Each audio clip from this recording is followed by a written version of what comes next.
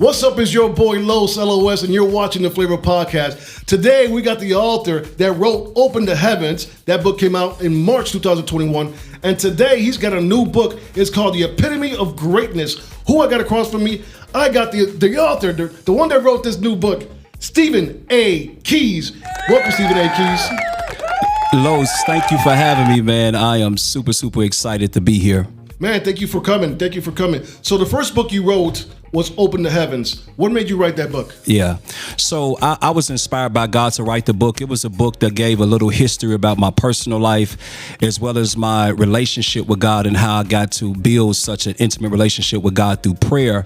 And it's 8 chapters, and I believe it's somewhat like a guide to help those who want to find their way into the things of God. I think it's an incredible book.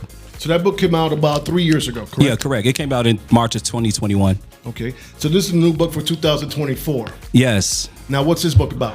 This book, The Epitome of Greatness, well, I got this book. I was in a small cafe eating breakfast around 13 years ago in the year 2011. And God just dropped this title in my spirit. And I had to go through some life experiences, some ups, some downs, some good, some bad, some ugly.